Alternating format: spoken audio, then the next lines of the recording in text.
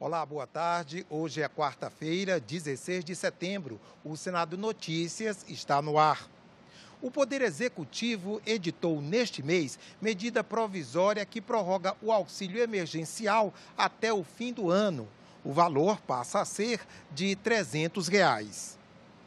A medida provisória prorroga o auxílio emergencial até o final deste ano. Serão 4 parcelas pagas entre setembro e dezembro no valor de R$ 300, metade dos 600 que foram pagos entre abril e agosto.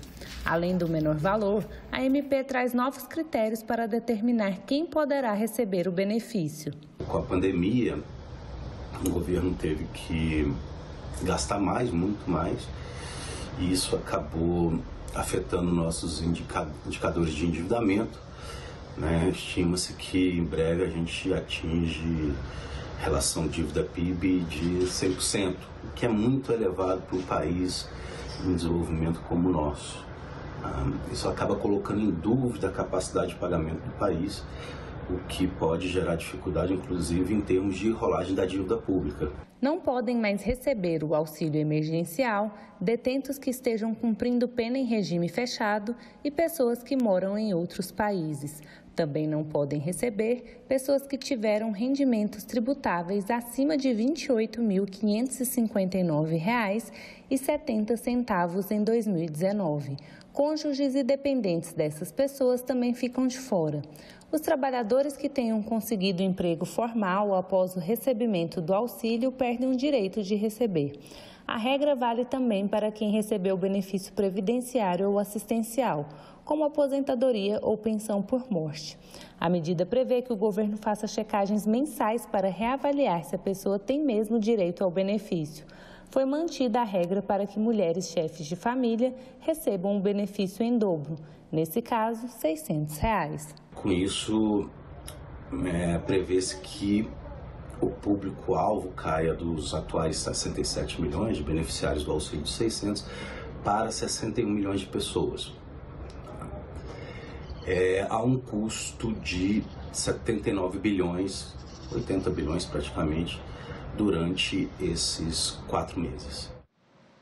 E o Senado deve analisar em breve projeto de lei que inclui os profissionais da cultura entre os beneficiários, no mesmo prazo e valor do auxílio emergencial residual, proposto pelo governo no início do mês. Em junho deste ano, a Lei Aldir Blanc nasceu com o objetivo de garantir uma renda para trabalhadores do setor da cultura e também a manutenção dos espaços culturais do país durante o período da pandemia do coronavírus. O texto prevê prorrogação automática caso o auxílio emergencial proposto pelo Poder Executivo também fosse estendido. Entretanto, o governo criou uma nova ajuda financeira no valor mensal de R$ 300 até dezembro, sem incluir esses profissionais entre os beneficiários. Eles foram extremamente prejudicados, tanto com o processo da pandemia, quanto pela própria quarentena, na medida em que a esmagadora maioria desses trabalhadores vive de um trabalho que depende da presença do público, da venda de ingressos, e como nós sabemos que essas serão as últimas atividades a voltarem ao normal, nada mais justo de que eles possam ter esse apoio. Inclusive, nós vamos trabalhar para que esse apoio não seja pela metade, como é o restante do auxílio emergencial. São vários os critérios que definem quais artistas teriam direito ao benefício. Entre eles, os autônomos que tiveram atividades interrompidas, os que não têm emprego formal ativo e aqueles com renda familiar per capita de até meio salário mínimo. Essas categorias de artistas e técnicos de palco já estavam precarizadas há algum tempo. Os empregadores sempre se recusaram a fazer um contrato de trabalho, mesmo depois de toda a flexibilização trazida pela nova lei trabalhista. Os músicos estão vendendo seus instrumentos para poder sobreviver. A Lei Aldir Blanc veio socorrer os artistas mais carentes, como os profissionais de circo, os pontos de cultura, as associações culturais que envolvem grupos amadores e pessoas dedicadas ao trabalho desses núcleos de arte popular. O financiamento coletivo, muito usado em campanhas de doação e que é conhecido em inglês como crowdfunding, pode ser regulamentado pelo Senado. A proposta da senadora Zenaide Maia foi apresentada no fim do mês passado e aguarda a designação de um relator.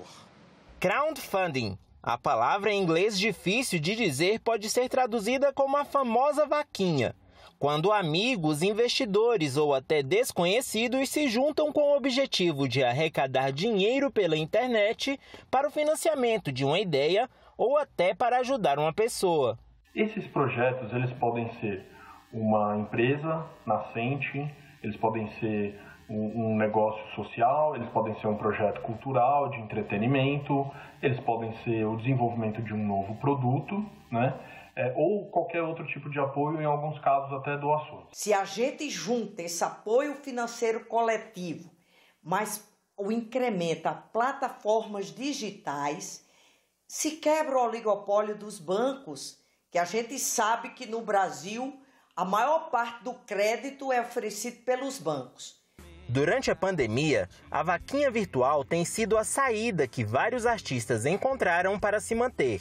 É o caso do Roberto Dias, que tem uma banda e já fez 2 campanhas de arrecadação. A gente não está podendo tocar externamente, então todo mundo foi para esse mundo virtual e a gente precisava de alguma ferramenta para ajudar a arrecadar algum tipo de contribuição, dinheiro e tal.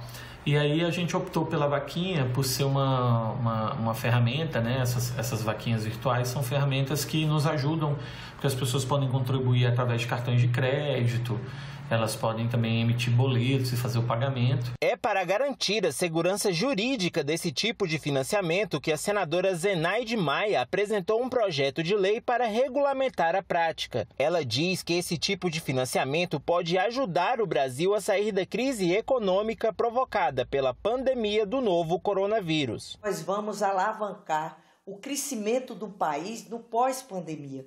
Por quê? Esses projetos não beneficiam só os bancos, gente.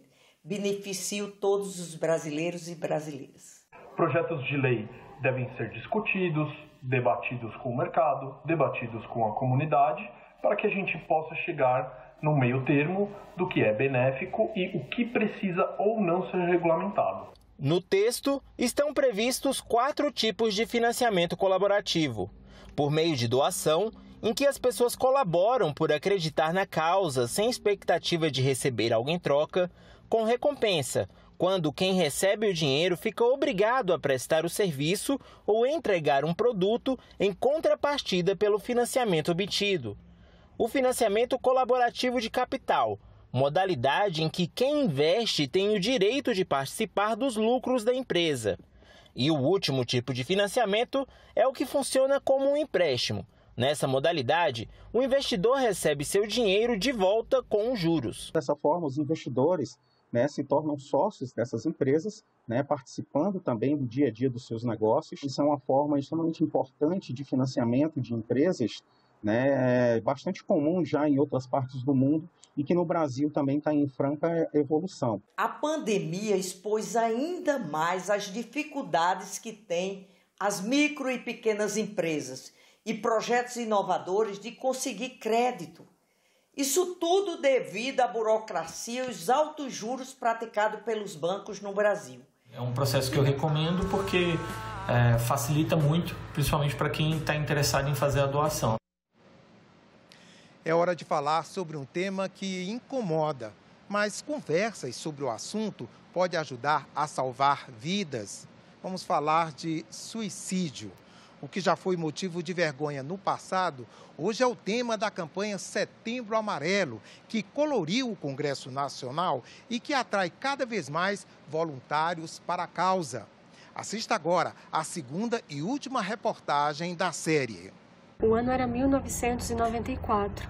O jovem americano Michael M., então com 17 anos, era apaixonado por mecânica. Sozinho, ele reformou e pintou de amarelo seu Ford Mustang, que ficou conhecido como Mustang Mike. O que ninguém percebeu por trás da aparente alegria de Mike foram os sinais de angústia que o levaram ao suicídio. No velório, os pais de Mike distribuíram pequenos cartões decorados com uma fita amarela que dizia o seguinte: se precisar, peça ajuda. A partir daí, a fita amarela se tornou o símbolo da prevenção ao suicídio e o mês de setembro, que foi o mês da morte de Mike, passou a ser o período da campanha de conscientização sobre o tema. No Brasil, o amarelo da campanha de conscientização ilumina o Congresso Nacional e chama atenção para o Setembro Amarelo. A gente precisa parar, valorizar cada vida porque é importante, e a iluminação do Congresso Nacional de amarelo vem para o subconsciente das pessoas, que é política pública, que é importante. O suicídio é a segunda causa de morte entre jovens dos 15 aos 29 anos. A maior parte deles acontece pela ingestão de pesticidas, enforcamento e armas de fogo. Cerca de 80% dos suicídios são registrados em países de baixa e média renda. Para ajudar a prevenir o suicídio, a Organização Mundial de Saúde recomenda a identificação precoce e o cuidado de pessoas com transtornos mentais, dificultar o acesso aos meios utilizados, como armas e pesticidas, e a cobertura responsável dos casos pelos meios de comunicação. Cores fazem parte do nosso dia a dia. Elas transmitem mensagens importantes. Com a cor amarela, queremos chamar a sua atenção para este assunto. A campanha Setembro Amarelo é apoiada pelo Centro de Valorização à Vida, o CVV, uma entidade que acolhe pessoas em sofrimento. Em média, eles recebem 230 mil ligações por mês. A gente funciona como uma espécie de pronto-socorro emocional. Então, no momento em que a dor é urgente, que é imensa, que a pessoa não dá conta de conviver com ela, ela pode ligar e do outro lado da linha vai ter um voluntário para ouvi-la.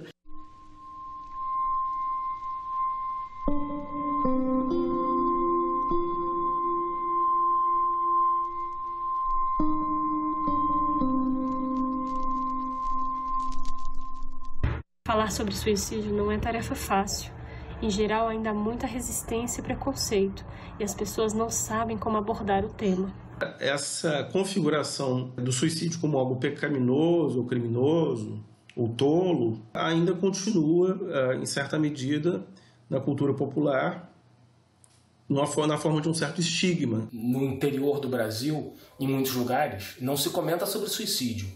O suicida, a memória dele toda é varrida e a família dele é colocada, por assim dizer, para escanteio. Apaga-se tudo sobre ele, pela vergonha do ato que ele cometeu. Em vez de estigmatizar, nós temos hoje em dia uma tendência de tentar falar sobre o assunto, tentar entender, fazer com que as próprias pessoas que estão às voltas com o suicídio, que estão pensando em suicídio, elas possam exprimir as angústias que elas estão vivendo. Ao falar, ela vai poder quebrar esse tabu, ela vai se sentir compreendida e ela vai entender que esse estigma sobre saúde mental, ele não deve existir.